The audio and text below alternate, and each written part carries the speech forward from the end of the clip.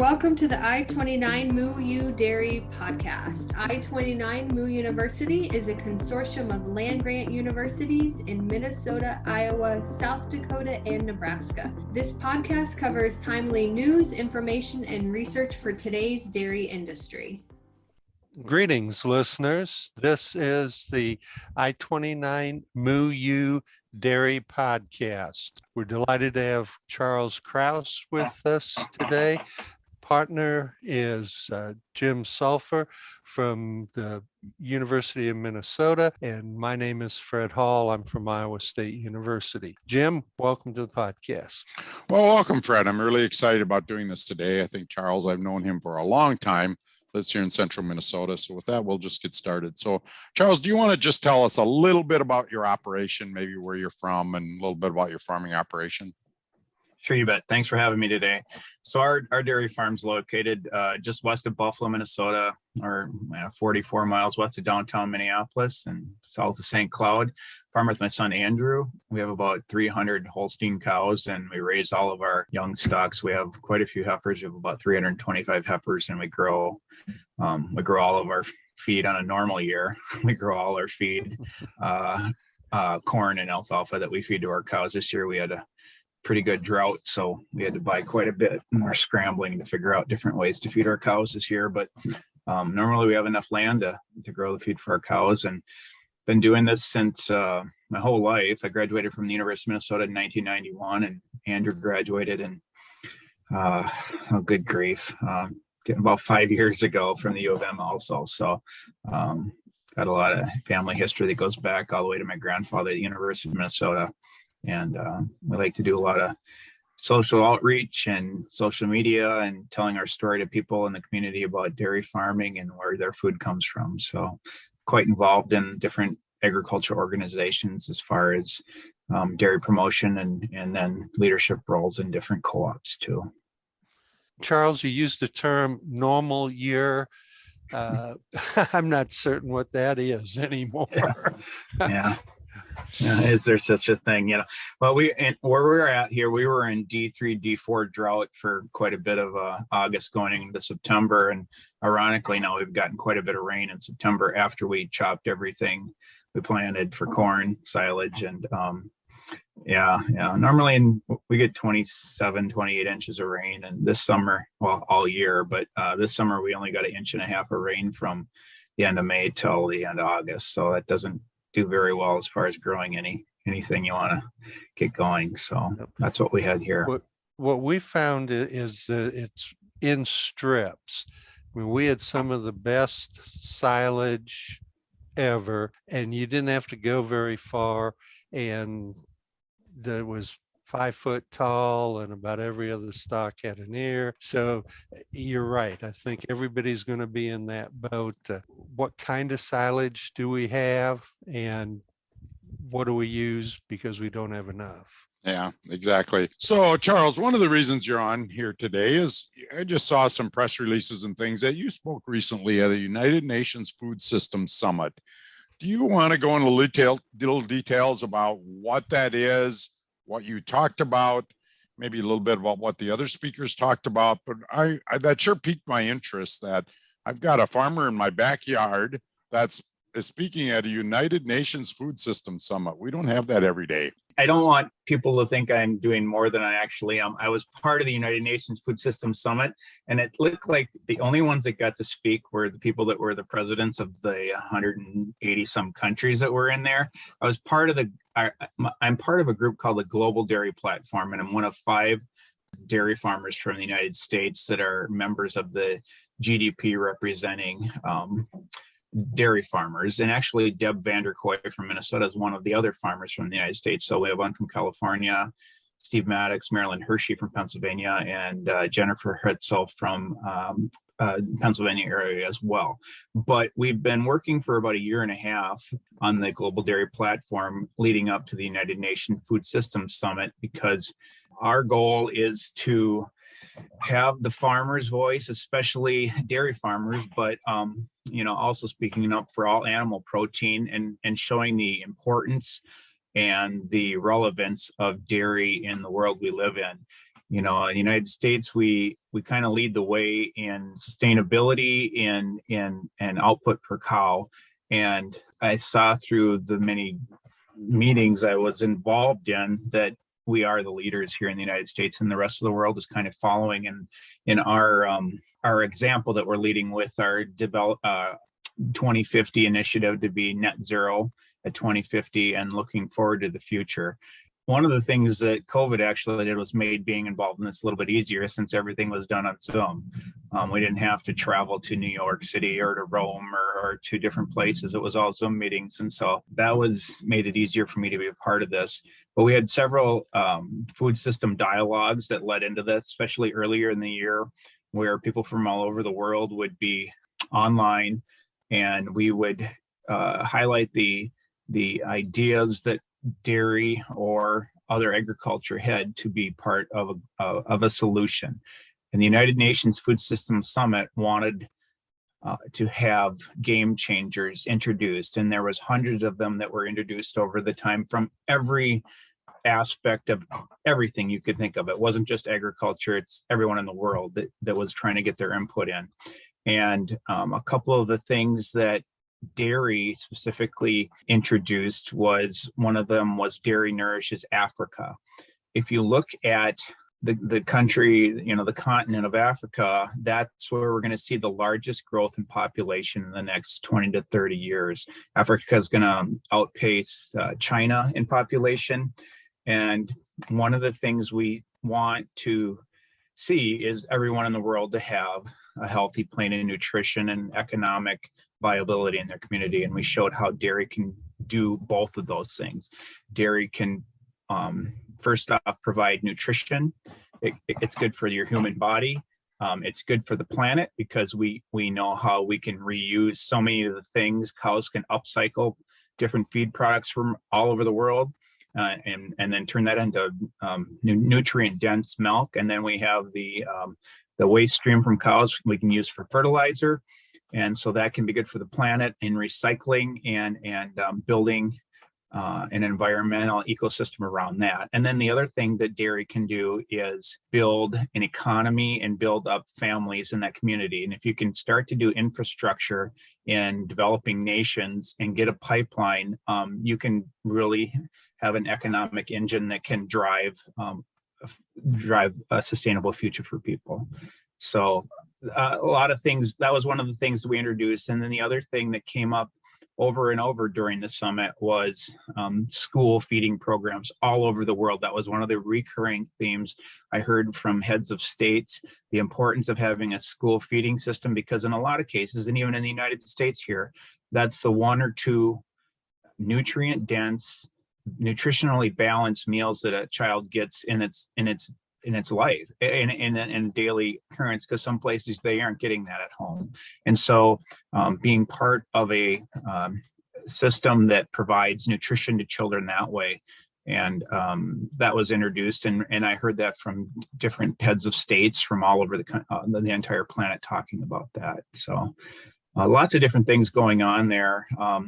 It actually, the summit occurred on September 23rd, and I tried to log in all day, and it was 13 hours straight of people coming and having their declaration. And it was interesting to see that, there are countries that are surrounded by water, island nations, and they have a different outlook on how they can be part of the sustainable food system. They talk about using the ocean to feed people with fish, and you don't think of that being a farmer here in central Minnesota, about oceans and how that's important. But over and over I heard it was positive and reassuring to me to hear that animal protein and dairy food and dairy was not negatively looked on, because we see that in our communities. We live here in the Midwest and across the country, where we have forces coming in from animal activists and people say that plant-based nutrition is going to be better for the planet and better for people.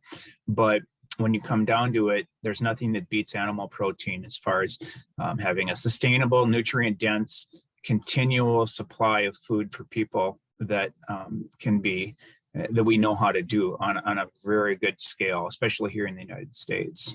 That's exciting, Charles. So from your perspective, that was going to be one of my questions. Was sounds like it was pretty well received, because as you mentioned, what we hear, and some of the things you kind of read out of Europe, there's some countries there that really want to eliminate animal agriculture, greatly decrease it, maybe not eliminate it, but really decrease it. And from your perspective, at least from what you heard at this UN summit, there won't be a big press release coming out from the UN, goal to eliminate net zero, eliminate cows or eliminate animals from the world. Exactly.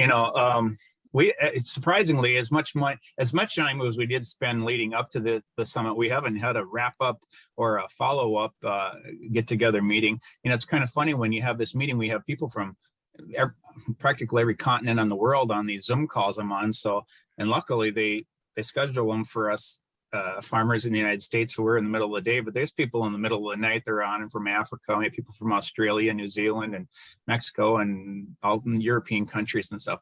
But we haven't had a follow-up meeting. But everything I've seen on the last hour, we had all kinds of groups trying to get their agenda in there, and we were quite worried that we were kind of going to get hijacked at the end. But it seems like we were able to have a positive message. This is just a start. This is the first food system summit. It's not like, okay, we're done and now life goes on. It'll be a continually global dairy platform. We'll be there working on this and continually trying to get our message across of sustainable economic development and human nutrition, and good for the planet, good for the people, good for the planet, and good for the community message, because it's not going to end just because we put this much time in. We have to keep up and keep our voices heard, and that's something that we fortunately know we need to do, and we are doing. And it's not just an effort from the United States, it's dairy farmers from all over the world that realize the importance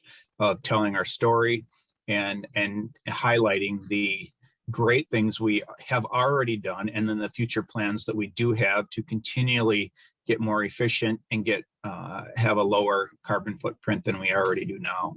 I'm intrigued when you had mentioned the African connection there, because they traditionally are subsistence farming, 1 or 2 cows, and that leaves a huge carbon footprint. So in the discussion, was it to model the U.S.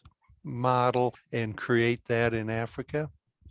Well, dairy nourishes Africa. It's funny, there's so many acronyms. DNA, then we can't just say DNA. No one thinks that DNA is dairy nourishes Africa, but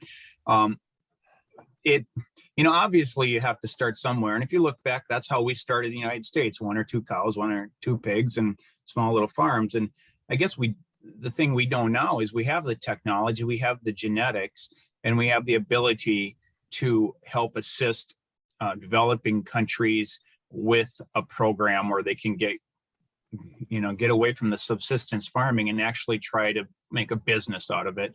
And if you can just get the infrastructure started, and it's going to be baby steps, it's just not going to happen overnight, but they wanted game-changing things to come forward, and this is one of the things we thought. I always wanted to just raise my hand during these food system dialogue meetings, like, hey, we can provide all the food the world needs, but that's really not, we can't in the United States. We can provide, we could probably export 30% of our product if we wanted to, but that's still not going to feed 9 to 10 billion people. And so we have to be part of a solution that helps develop dairy in other countries where it isn't. The European Union can provide a lot of food that way, but it's, it goes back to, give a man a fish, feed him for 1 day, teach him how to fish. And it's the same thing. If we can develop that, the world's better off with dairy in it, and with an understanding that dairy can be good for all of them. I think that leading by example and being part of trying to help others instead of just trying to help yourself economically, I think what you say on a level like that carries more weight than saying, well, the only reason you're trying to do that is so you can get rich. That's what people think of American farmers, and that's not what we're about. It's we have a great history of value. If you look at the family farms across our country, we take what we do every day to heart, and it's important for us to feed our people in our community and in the world. And so that's one of the reasons why they came up with that. And then also talking about the school feeding system, that it's so important to make sure young people have their bellies full of good nutritious food so they can learn and become productive members of the society they live in. It always seems puzzling to me, these people that are anti-dairy. We try to take plants and make protein, or you see some of the anti-dairy people, and that's really what animals do. They take on unedible products and they make them edible and something we like. There's a lot of things that we can do, and dairy's a little bit unique in that we all know that, right? Yeah. But I think it gets frustrating for all of us in agriculture when you've got people out there really blasting what most doctors and nutritionists, unless they have an agenda, would argue is really a very nutritious food for people, especially in some of these developing countries. We're so fortunate to go to a grocery store, and I just made that comment over the weekend. They said, isn't it amazing? I can go to a grocery store in the US and buy virtually anything, anytime, from any country, anywhere. And I think we've got to remember that most of the world is not in that situation. And so it sounds like this food summit was a little bit related to that, as how did we develop a system, not that we expect people to do that around the world. What were some of the other commodities, Charles, that were kind of highlighted, or kind of the theme other than dairy, about how to make the food system more sustainable? On some of the food system, the summit itself, it was all these grandiose gestures that the president, and it was funny, I heard there was countries I'd never even knew existed when I was watching this. I'm like, really? That's like, I thought I was watching Saturday Night Live or something, and you'd see a guy with this banner of the name of Zamunda or something, and I'm like, really? But they come up with a thing, but it was an underlying theme of developing economies, helping having existing. One of the nice things was Secretary Gutierrez of the United Nations emphasized the importance of tapping into existing businesses to help develop that, and the importance of animal protein in it. We had in the dialogues, I think dairy has a very, very unique story, because cows can upcycle so many food products that can normally go to waste, and we can take human food waste and feed it to a cow in a different manner and make food out of it. But when you're just selling corn or beans or bulk commodities, you don't quite have that story. But they too, most of us that are dairy farmers grow beans, and we grow corn, and we grow all these other commodities too. And talking about ethanol and renewable fuels, and how we're able to produce 2 to 3 times as much product, pick the commodity, per acre than we were even 10 years ago, due to genetics, due to precise application of fertilizers and things like that. So every agriculture group that was involved was highlighting the good things we are doing. If you think back to 30 years ago, it was wonderful if you get 100 bushel corn, and now I get 100 bushel corn, I'm in a drought and something's gone horribly wrong. And that's all due to us not depleting the soil, not being not good stewards. It's because we're being good stewards of the soil, and we're doing things right, and we're using technology. Over and over, I heard the use of technology is important. The use of new genetics is important. And so embracing the science we have is something we need to continually talk about, and how that makes, there's a lot of people that don't want GMOs, or they think it's bad. But if you can explain and have that conversation, and a lot of people in high places don't understand the whole food system. And so it's important to have the conversation with people that are making some of these important decisions, to explain and help them to understand how our food system actually works. And so that's, that was one of the things, start the conversation all around the world about the use and the proper use of the land we have, and how we care for the animals, and how we can be so efficient and good at what we do with this technology we have these days. Charles, you made me feel good that there's going to be hope here.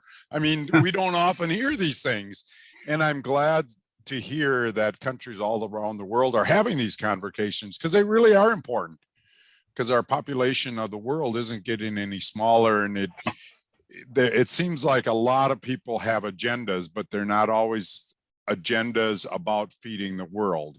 Yep. What is the next step of this summit? Will there be one in 2022, or will there be something that leads to a next step? Yeah, that's a good question. I know it's just the start of continuing. This is the first one. It wasn't like at the end somebody came on and said, join us in September 2022. I don't know. But I'm sure there will be again. It was all virtual. So, I think it would be a really fun opportunity when we do get back to some normalcy that to travel to, either New York or Rome at some of these meetings and be in person to see the workings. It was a lot easier to sit and watch it on my computer or have it on my phone to do it. But I think that there's a lot of things that get missed when you're not face to face and doing things, but it'll be a continual dialogue. We'll have food system dialogues along the way. And we have people working on the global dairy platform, Donald Moore, Robin Anderson, and other people that are doing a great job with their full-time job that are working for co-ops and dairy farmers across the United States and the world to keep that conversation going, keep an eye on different activists and different initiatives that people are trying to bring forward that will try to do away with animal or production agriculture. I don't want everyone to think, yeah, the world's solved because we said what we're doing and everyone believed us. That's not the way it is. You're always going to have a strong vocal minority in the United States and around the world that are going to make a lot of noise, and sometimes 2 to 3% of the people can make a lot of noise and make you think like the whole world is falling around you. But I do think through this that I got the view that people really understand that farmers around the world really do know what they're doing, and if we're allowed to responsibly continue what we're doing and make improvements, that's the best way we can feed a growing population all around the world. And they realize the importance, I hope, economically, socially, and for the environment, how farming and dairy farming especially can be one of the solutions to that question: how are we going to feed ourselves? Jim, Charles, we heard some really positive information in this podcast. We appreciate the opportunity to visit with you. This will, of course, be on a podcast system, the I-29 Moo University Dairy Podcast. Thank you for being part of it today. Thank you. I-29 Moo U is an equal opportunity provider. For the full non-discrimination statement or accommodation inquiries, go to extension.iastate.edu/diversity/ext.